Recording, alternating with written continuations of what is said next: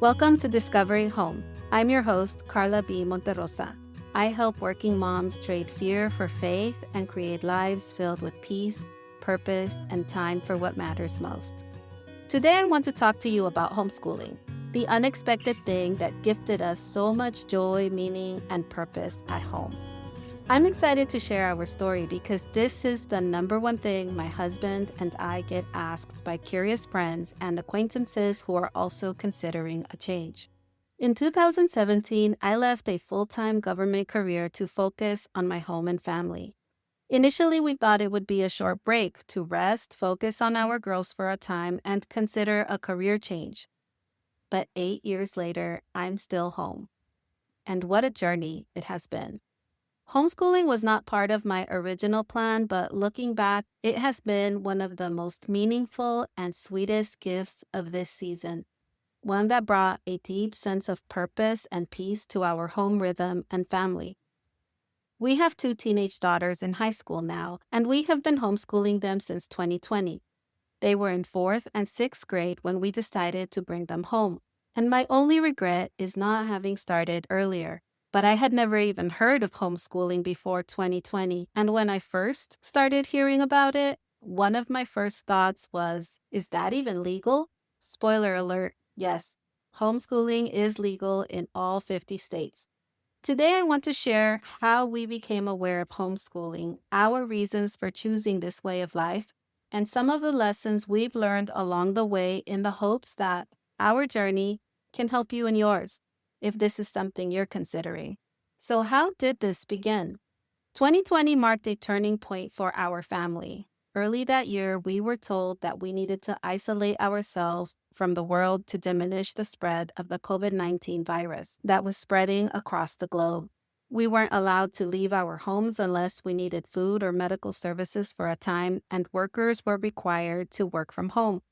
Parents were also required to oversee and support their children's education, which would now be completed virtually. Masks were required to be worn in public. Fear, isolation, and desperation were a pandemic of their own, causing physical and emotional harm to young and old. At the time, I was co-leading a life group which had also moved from in-person to Zoom gatherings. It was there that I became aware of homeschooling for the first time. During one of our weekly meetings, a close friend vented her frustrations about what the schools were offering online in terms of education. "This isn't homeschooling," she said. "They're calling it homeschooling, but it's not even close. This is crisis learning, and it's nothing like a homeschooling life." That statement stuck with me, and there was no turning back. I needed to know, what is homeschooling really? As I often do when I'm curious, I took a deep dive. I researched what homeschooling actually was, who was doing it, and why. The more I learned, the more interested I became. I read books, browsed blogs, and watched YouTube videos from homeschooling mothers that addressed the very questions I had. What struck me most was that many Christian families were choosing to live differently, not out of fear, but out of a desire to raise their children with a Christian worldview. They wanted to be present during the formative years of their children's lives, shaping their hearts and minds with faith and truth, rather than allowing political or cultural ideologies to do it for them. I don't know why I didn't realize that parents have rights over their children and that choosing who educates them and how is one of those fundamental rights. But God brought this knowledge to me at just the right time. As I began exploring homeschooling, learning how it worked legally and practically, I couldn't ignore what I was seeing firsthand. My children were unsettled as teachers scrambled to move everything online. What was supposed to be 2 weeks to slow the spread stretched into months, and before we knew it, there was no clear end in sight. We were all in limbo, waiting for life to return to normal. During that time, I couldn't shake an uneasy feeling that something deeper was happening in the world. I felt a strong conviction to guard our hearts and minds and protect our family from what was happening, to keep our family from being swept up in the fear and hopelessness that seemed to flood our screens and shape the atmosphere around us. Educators scrambled to deliver lessons and schoolwork in Google Classrooms they had never used before. and considered what it could look like if they were allowed back on campuses, which would include social distancing requirements, wearing of masks even during outdoor activities, and plexiglass barriers between kids and teachers. Then there was the hope and the uncertainty of when things could go back to normal. We were all in limbo and the world felt confused and unstable. We didn't want that for our children. We didn't want them stuck in limbo waiting to go back to normal, glued to screens and overwhelmed by the endless online assignments that teachers were sending their way. We didn't want them to learn to live in fear, afraid to be around people, or anxious about a virus that at the time wasn't even affecting children in the same way that it was affecting older and vulnerable people. We also wanted to protect their love of learning. Having them home opened our eyes. It was a wake-up call to see what they were experiencing day after day. My third grader sat in front of a screen for hours on the brink of tears. My fifth grader was excited to Zoom with her class but wasn't really learning.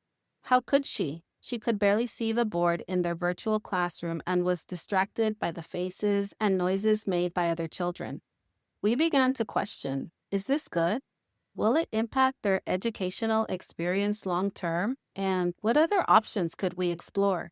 My concerns about the public school system weren't entirely new. They had been growing for years. It made me deeply uncomfortable to think that someone other than my husband or me would be discussing such personal topics with our children, things like their bodies, sexuality, and even birth control at a young age.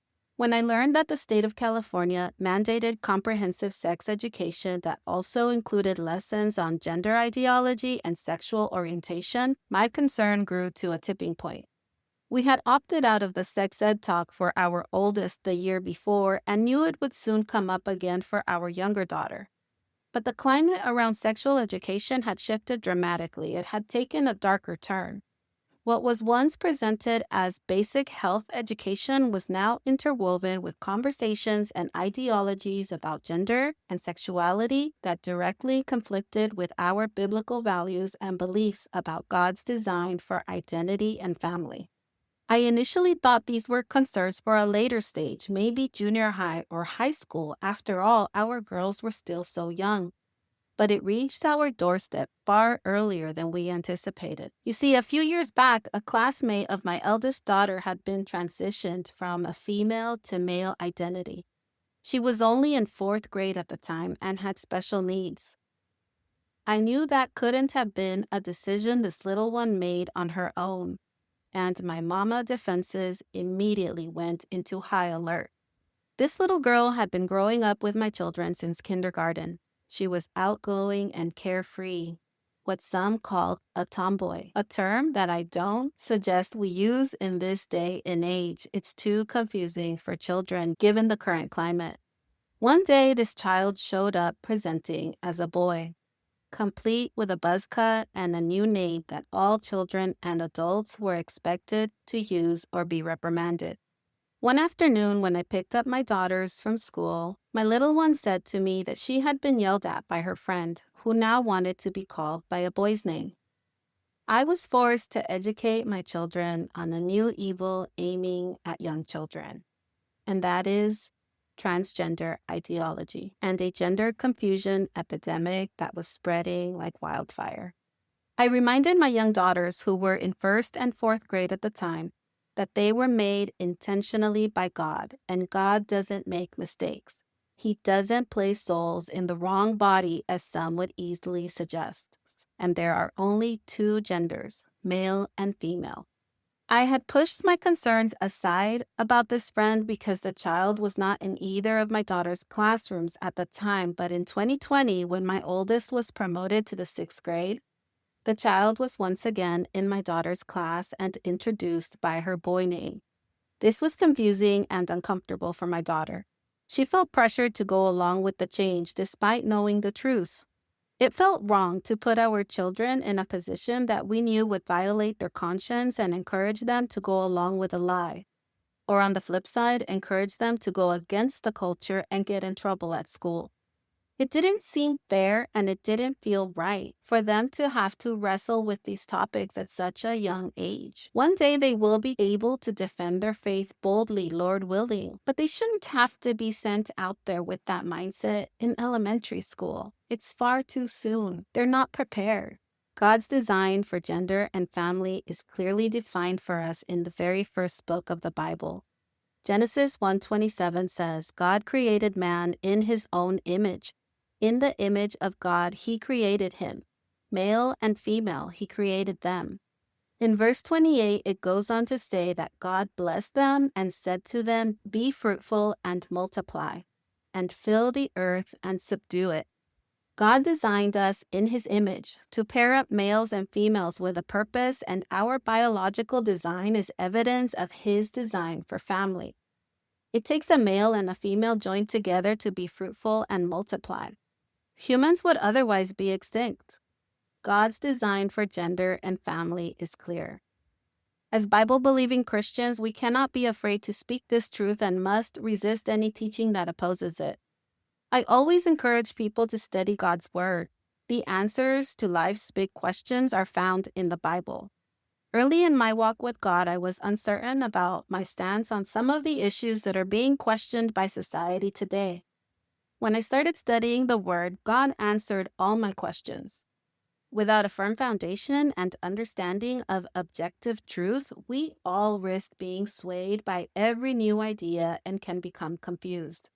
It's so important that we have a firm biblical foundation, that we teach our children about God and the world He created from a biblical worldview. But we can't pass on what we don't have for ourselves.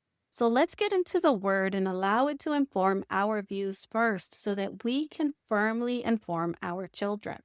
As the creator of the universe, He alone gets to define love, gender, and marriage. Now, I know this is a vast topic, but you should be aware that we are experiencing a war of ideas which begins in schools. In some schools, children as young as kindergarten are being taught that someone guessed their gender when they were born because they were too little to speak for themselves. But there is an array or a menu of options they can choose from for their gender identity. Their biological makeup isn't as important as who they feel and say they are, and they can really be anything they want in this life. The schools may introduce them to gender ideology, ask them to imagine themselves as a different gender, and celebrate them when they declare that they're not sure of what they are or that they think they might be a different gender. They will even go as far as to change their name and use different pronouns and provide medical treatments to help children transition to a different gender, all without the knowledge and consent of parents. If you want an in-depth look at this topic and what's happening in the schools around gender ideology, I highly recommend Abigail Schreier's book, Irreversible Damage: The Transgender Craze Seducing Our Daughters. You may think, that's not going to happen to us. We live in a more conservative part of the country, not California. But this is happening all over the country, even in conservative states. If you don't believe me, I urge you to go look it up. We can't be passive about our children's lives. Remember that the enemy prowls around like a roaring lion, seeking who he may devour, and children are easy prey. It's up to us to protect and equip them. They were given to us intentionally by God to disciple, to nurture, and to raise up in the Lord. Proverbs 22:6 says, train up a child in the way he should go, even when he is old, he will not depart from it. Adolescence can be a difficult and confusing time. Growing up, I remember trying to find my place in the world, being influenced by what I saw and thought was cool, and feeling very anxious and insecure a lot of the time. Eventually, all that goes away for most of us. Most people outgrow those feelings and we settle into who we were created to be with age and maturity, if we are allowed to work this out naturally in our own time. Our children don't need outside adults other than their parents teaching them about their bodies, identities, and sexuality, and much less to make life-altering decisions for them. without the consent or knowledge of their parents.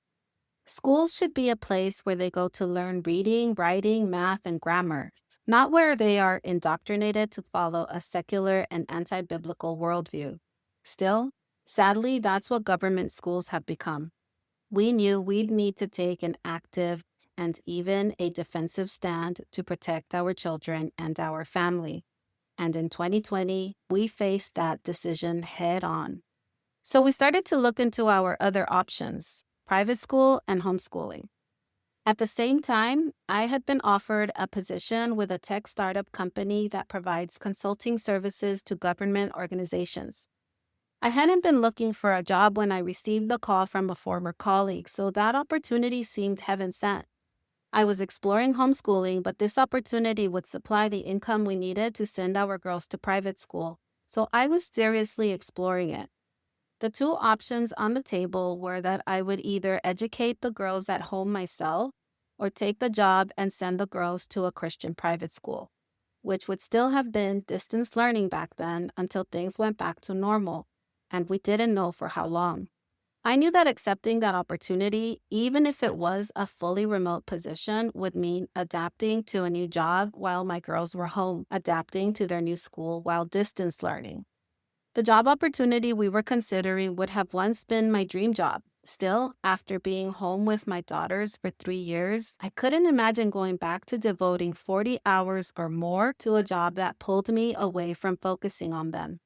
I had already learned that there were families doing things differently, devoting themselves fully to their children and loving it. And that was truly where my heart was pulling me. It was one of those pivotal fork in the road moments in our family's journey, one in which I knew my decision would have a lasting impact on our daughters for the rest of their lives. I could accept the job so that someone else could educate them, or take it on myself so that we could be together without masks and the uncertainty of when things could resume as normal, no longer in limbo, and adjusting together to a homeschooling life. With my newfound knowledge of homeschooling, I just couldn't do it. I asked my husband, "What do you think? What should we do?" With that job opportunity glistening just around the corner, I thought he was going to encourage me to take it.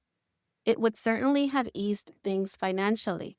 His answer truly surprised me. He said, "It's entirely up to you. Where do you feel God leading you? If you want to do it, I'm in. We'll figure out the money part. Don't worry about that. God will continue to provide." God was speaking through my husband and confirming exactly what my heart desired. I had been praying and searching scripture and learning about the different ways that the Lord commands us to raise up our children, and hearing those words from my husband was the confirmation that I needed. While we were weighing our options, we took a tour of the school we were considering and came across an office. They told us that's the independent studies office for our homeschooling families. It was in that moment that I felt like God said, "You can do this. You're not alone. You have resources." I thought to myself, what could be better than growing and learning alongside my daughters, knowing they are safe and learning from the people who love them most?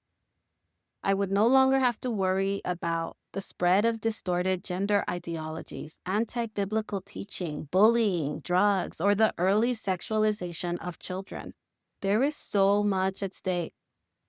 As you're aware, we chose to bring our children home and take charge of their education, to protect them from being shaped by a secular worldview, political agendas, and the instability of our time. We wanted to ground their hearts and minds in truth, peace, and faith, rather than fear and confusion. We wanted to prepare them for life and godliness. So we made our choice. We chose biblical teaching, mentorship with mom, discipleship within a Christian community, emotional safety, peace of mind, and faith. Faith that the same God who gave them to me had also chosen me to be their mother for a reason and a purpose. He brought me home first and then them because he knows all things and works them together for our good. Our girls have been enrolled in that homeschool group ever since, and it has been such a blessing, an answer to prayer. It brought me tremendous peace to realize that we didn't have to do this in isolation, but could have the support and spiritual covering of an established Christian school while still leading our children's education at home. So as we close, is homeschooling right for you? Only God knows. Every child is unique and every family's needs are different. You know yourself and your children best. I can only share from our personal experience as a family because I'm a few steps ahead of you on this journey. Before we brought our girls home, we had many concerns and questions. Logistical things like, what is homeschooling really? Is it truly legal? How would it even work? How can I homeschool multiple children with different needs and abilities? How will I manage my time? And will this even work in the long term? I want to walk you through how we were able to make homeschooling work for our family and answer some of those questions for you, because I suspect that if you're here and you're considering homeschool, then you're probably wrestling with a lot of the same thoughts. On next week's episode, I will dive into these questions, share how we were able to work through them as a family, and some of the lessons that we learned along the way. But if you feel a nudge, a longing, or even just a spark of curiosity, I invite you to explore it with an open heart and mind. You don't have to figure it all out today. You just need to take the next faithful step. Sometimes the thing you never expected, like homeschooling, ends up being the very thing God uses to transform your home, your children, and your own heart. So trust in the Lord with all your heart and do not lean on your own understanding. In all your ways, acknowledge Him, and He will make straight your path. When you take that step of faith, even without knowing what's ahead, God meets you there. He provides the wisdom, resources, and grace you need for each day. And in time, you'll look back and see His fingerprints all over your journey. Thank you for spending the time with me. I appreciate every moment that you choose to join me again and listen to what I have to say. I pray that my story encouraged you and gave you hope to make a change if that's what your heart desires. And if you're unsure if God is calling you into a new season of motherhood, I invite you to take my free quiz at karlabmonterosa.com. I created it to help you discern God's leading and take your next step in faith. When you take the quiz, you'll also receive my free resource, The Working Mom's Guide to Becoming a Stay-at-Home Mom, filled with practical wisdom and tools to help you make this transition with confidence. Remember this, there is joy, purpose, and deep impact waiting for you right at home. Not because it's easy, but because it's exactly where God can do His deepest work in and through you. If this episode encouraged you, would you do me a favor, leave a 5-star review and share it with a friend who might need this message today. You never know how God will use your share to encourage another mom's heart.